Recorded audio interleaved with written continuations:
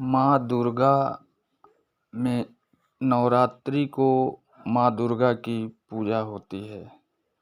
माँ दुर्गा इस सृष्टि के कण कण में विद्यमान है और उनकी आराधना और पूजा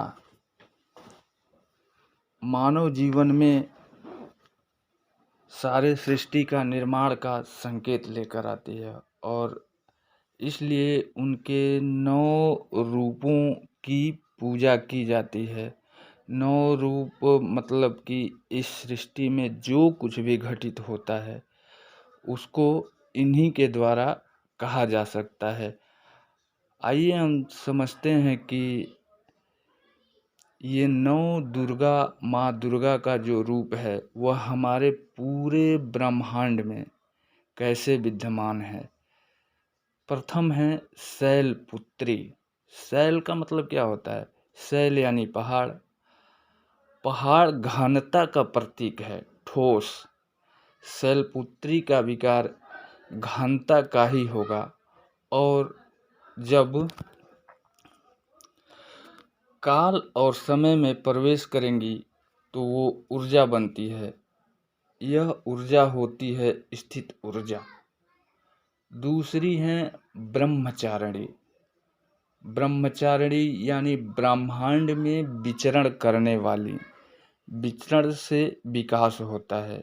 जैसे कोई व्यक्ति घूमता फिरता है, ज़्यादा गेम खेलता है तो उसके शरीर का तेजी से विकास होता है। उसका जो विकार निकलेगा वह विकासन का विकार होगा और वह सृष्टि में प्रविष्ट होने पर वह गतिज ऊर्जा में परिवर्तित होती है।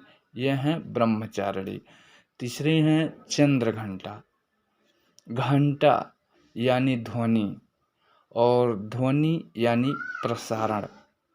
उसका विकार प्रसारण का विकार है और वह काल और समय में प्रविष्ट होने पर ध्वनि ऊर्जा बनती है। जैसे कि आप जानते हैं कोई भी जब ऊर्जा आवाज़ आती है तो वो ऊर्जा में बदल जाती है। चौथी है कूष्मांडा। कूष्मांडा यानी सीताफल। सीताफल यानी कि कोहड़ा। उनका स्वरूप गर्भ जैसा है और उसका विकार गर्भ का विकार होगा। उससे गर्भ का ही निर्माण होगा। वह जब काल और समय में प्रवेश करेगा उसे हम नाभिकीय ऊर्जा के नाम से जानते हैं। पांचवी है स्कंद माता।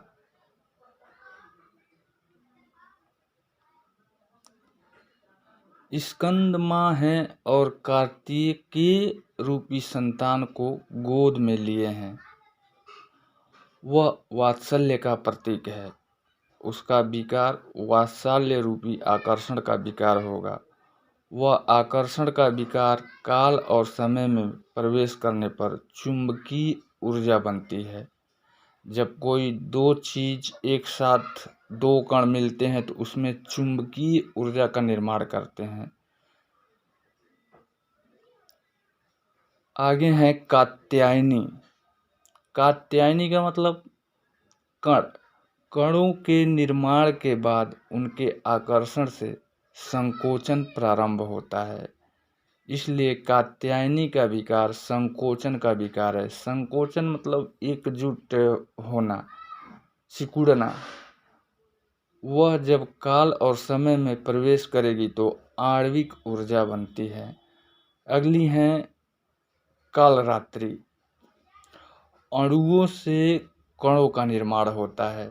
जब कई अणु आपस में मिलते हैं तो वह कण का निर्माण करते हैं। बहुत सारे कण एकत्र हों या तो धूल यानी रज का निर्माण होता है। रज या धूल का निर्माण होता है। धूल से अंधेरा हो जाता है, इसलिए वह कालरात्रि है। इसका विकार है विकल्पन का। वह जब समय और काल के आयाम में प्रवेश करता है तो उससे ताप ऊर्जा कहते हैं। इससे क्या होता है कि इससे गर्मी बढ़ती है। आगे हैं महागौरी।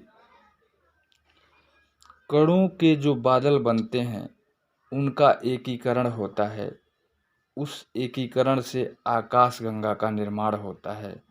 आकाश गंगा के निर्माण होने पर नाना प्रकार के तारे, नाना प्रकार के सूर्य प्रकट हो जाते हैं। इससे ब्रह्मांड में एक प्रकाश फैल जाता है, इसलिए उसे महागौरी कहते हैं।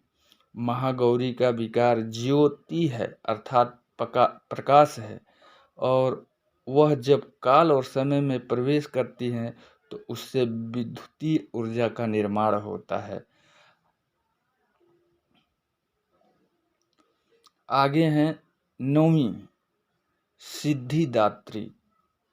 आकाश गंगा के निर्माण के बाद जब यह पृथ्वी आदि सभी पिंड बन जाएंगे तो इसमें रासायनिक प्रक्रिया होने लगती है, जिससे जीव की उत्पत्ति होने लगती है। साथ ही रासायनिक प्रक्रियाओं के कारण हाइड्रोजन, ऑक्सीजन आदि बनते हैं और अंतरिक्ष में फॉर्मल्डिहाइड के बादल बनने लगते हैं, जिससे जीवन की उत्पत्ति होती है। क्योंकि ये रासायनिक प्रक्रियाएं होती हैं और उनसे जीवन बनता है, इसलिए नौवीं दुर्गा को सिद्धिदात्री कहा जाता है। यानी सृष्टि निर्माण की सारी प्रक्रियाओं की सिद्धि के रूप में प्रकट होने वाली। उसका विकार पुष्टि और पूर्णता का होता है और उससे रासायनिक ऊर्जा का निर्माण होता है।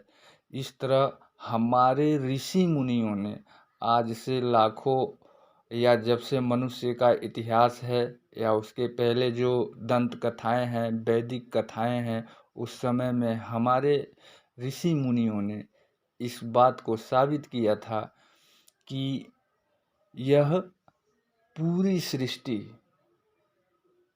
प्रकृति की बनी हुई है। और इसलिए हम लोग नवरात्र में, हमारे देश में नवरात्र में पूरी आस्था और श्रद्धा के साथ हम नवरात्र मनाते हैं और देवी पूजा करते हैं।